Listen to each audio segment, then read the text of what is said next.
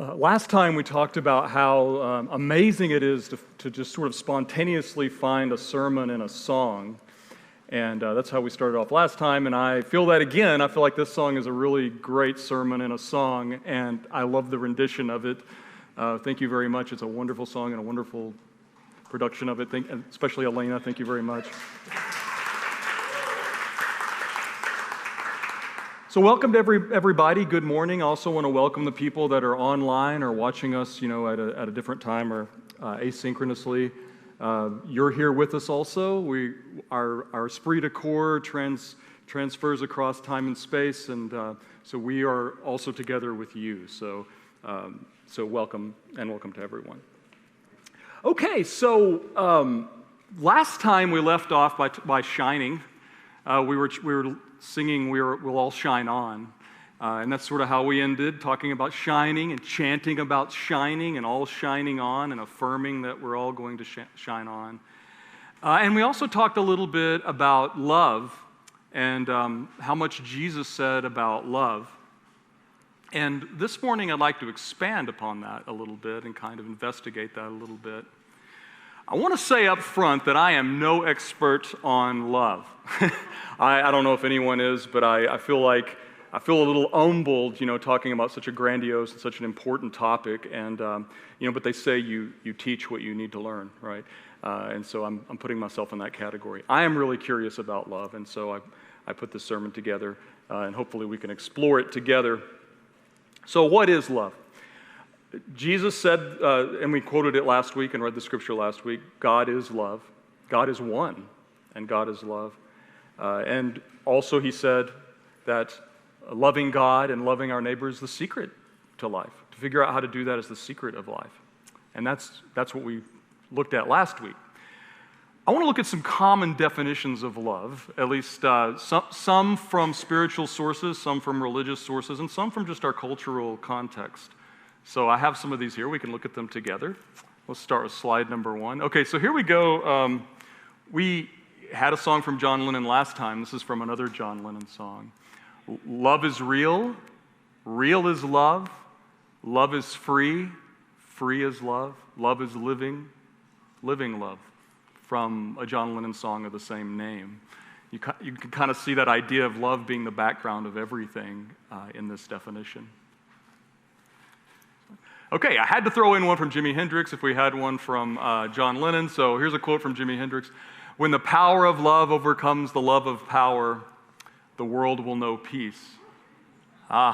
So the issue is not that love is faulty. The issue is that our understanding and our ability to manifest it is faulty. That's a pretty interesting idea. Okay, we're just getting started. All right, next one. I'm a psychologist in my day job, or a psychology professor. So obviously I had to have some Freud in here. Whoever loves becomes humble. Those who love have pawned a part of their narcissism.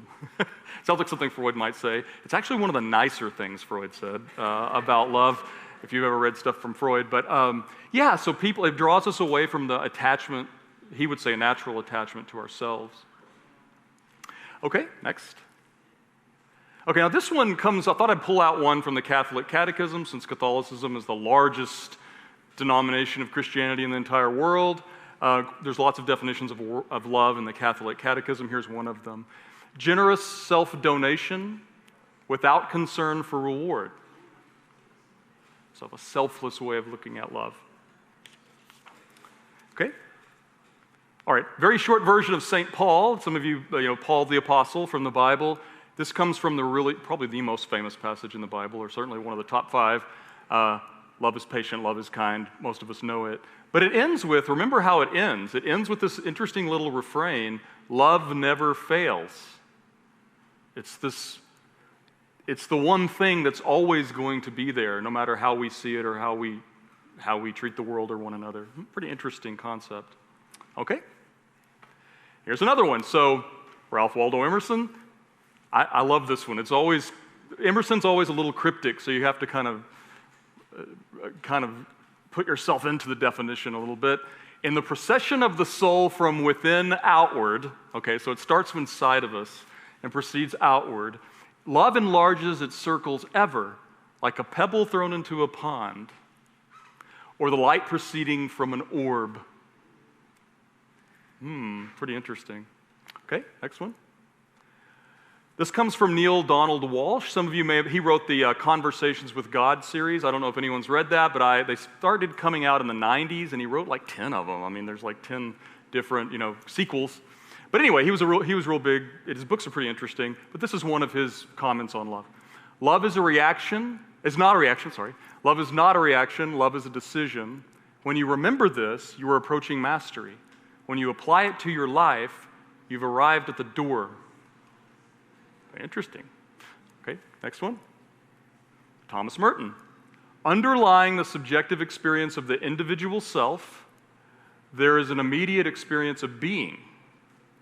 This is the discovery of our true self, which is synonymous with love. So he takes it another step, that love and self, true self, our very being, whatever makes us conscious, is the same thing as love. Okay, next one. So Gerald I don't even know how to say his name, Jampolsky, I guess. Some of you may remember him. He kind of made the talk show circuit in the 70s. He's a psychologist also. And he actually wrote a book called Love is Letting Go of Fear, and that's the one that made him most famous. He was actually on the Johnny Carson show one time back in the 70s. Love is letting go of fear, the best short definition of love according to him. And then also the basis of his therapy with people is that you have to find out what you're afraid of and let go of it. So it's not about building more love in yourself. It's about getting stuff out of the way that keeps you from experiencing the love you already have. And he built a whole type of therapy on that. So that's Jampolsky. Next. Okay, so this is from our reading today. Thank you very much. Everyone who is of love is born of God and knows God. So wow, now we're getting to love synonymous with God, straight from John the Evangelist. And our last quote, at least in this section, no man has greater love than this, to lay down his life for his friends. Very interesting that, why would you lay down your life for your friends? Well, you would do that. It's a very selfless act, but it also would require a certain confidence that your life is not the most important thing, your physical life. That's a very difficult confidence to have, right? So that makes sense that Jesus would say that. And of course, he's echoing his own sacrifice that's coming, right, in the chapter. We could go on, but the most amazing thing about these definitions are their common elements. We could go on, but there's these common elements in the definitions. You see permanence. You see love as a background that's always there. You see it as synonymous with ourself over and over again. Get the next slide. Okay. I don't know if anyone's ever thought about this as it's a little technique some psychologists use to try to get you to think about life and think about where you're going in life, and it's called the best day of your life. That's what BDOYL stands for, the best day of your life. Just sit and meditate, turn off your stereo, turn off your phone, and sit somewhere quiet and think about, what was the best day of your life so far? What was the best day of your life?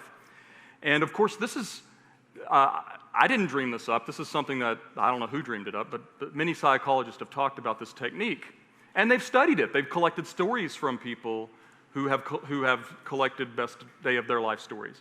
So this is something you can do on your own. But there's also a lot of research that has collected them and analyzed them and those kinds of things. One of those books that I really like, it's called Happiness Hypothesis. It's by a psychologist / philosopher. He has degrees in both and teaches both, named Jonathan Haidt. And he does a lot of interesting research that combines those two interests. He's also a practicing Buddhist, by the way, so he has a spiritual interest as well. Anyway, he reports in his book, Happiness Hypothesis, that when people report the best days of their life, they usually will report activities or things that happen to them between the ages of about 16 and 20. It's about over 90% of them are between the ages of 16 and 20. You can try this on your own and see if your stories come from age 16 to 20. The mean age being 19. Something about 19. Now that alone could be another sermon. That's not really the sermon for today, but that's a pretty interesting fact. Why do we always recall things from 19? And there's a lot of reasons why that might be. One might be that there's not too much responsibility yet for a lot of people, and that might be the reason. But anyway, when you subject these stories to analysis, like Jonathan Haidt did, and you look at them and you factor analyze them for what's really in the stories, you come up with some really common themes that can be ranked. and in the following order of frequency. So the most commonly mentioned mode in these stories is friendship. You're either with your friends in the story, or you're in some kind of environment where you feel like you have unconditional acceptance. And that's the number one most mentioned thing in these stories, best day of your life. The second most mentioned thing in best day of your life stories is optimism. In the story about yourself and your actual events that transpired, you're very optimistic about what's happening. You know something good is going to come out of whatever you're doing. You don't have any doubts. You feel really good about it. You feel full of energy and optimism. That's the second one. So we've got friendship, optimism. Third is adventure. A lot of times the stories will have some kind of adventure. You went and did something and you were just absorbed by what you were doing, and you weren't thinking about anything other than the moment that you were in. So we have friendship, optimism, adventure. The fourth one is physical plasticity. In other words, you feel good, you feel young, you feel energetic, you're not worried about your knees hurting, that's like mine hurt. But anyway, you're not worried about those. You have some kind of physical plasticity. And the fifth one, there's only 5, so I'll stop here. So the fifth one is relief. There's something in the story, you thought maybe something bad or negative was going to happen, and then suddenly you find out it's all going to be okay. Like maybe you didn't think you were going to get into the college you wanted, but you got into it, and you're there with your friends having a party about it, or something like that. So these 5 things: friendship, optimism, adventure, physical plasticity, it's hard to say, and relief. Those 5 things are the most common things that turn up in best day of your life stories. You can try this. This is not something you have to read a book about. You can go try your own story and sit and think. It'll give you something to meditate about. Get you started in thinking about maybe a meditative session. Okay, next slide, please. Okay, so we could take these 5 things and we could take this research and we can boil this down into a definition of love, I think. Taking these 5 elements, what people actually say about the best days of their life. What kind of definition of love would you come up with if you were just going to use these experiences as a definition of love? And here's how I kind of wove it all together. The best times of our lives are those where we are totally accepted. We are convinced everything is working for our good. We live in the moment without worry. We are strong and resilient, and we are absolutely convinced of the good intentions of the universe. Wouldn't that be wonderful?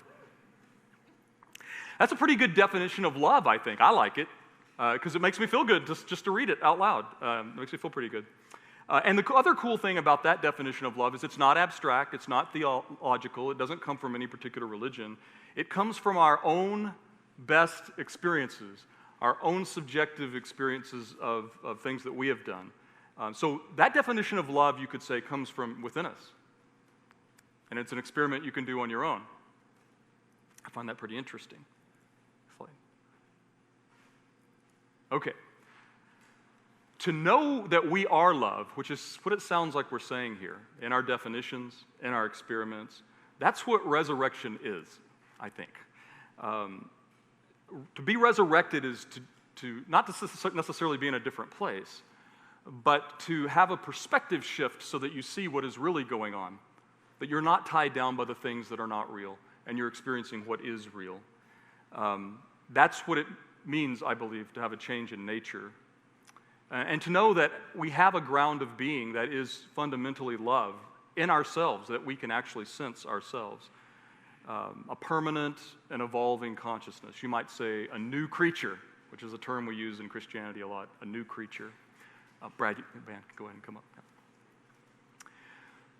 There's a passage in the Tao Te Ching, some of you I know may have read that reads as follows: the more one talks about God, the less one knows. Hold on to the center. Hold on to the center. And it's a very poetic way, I think, of putting together what we're talking about here. It's not about finding your ground of being. It's about getting things out of the way so that you can experience what you already are inside. So when we meditate or pray or find ways to quiet the world outside, when we when we realize, when we actually sense inside of ourselves our very highest thought, our grandest thought, we realize that we're not far from knowing what love is. which is not all that surprising because we are love. Love is what we are. Love is just absolutely the element upon which we stand. You know, you might say that love is like a rock. Amen.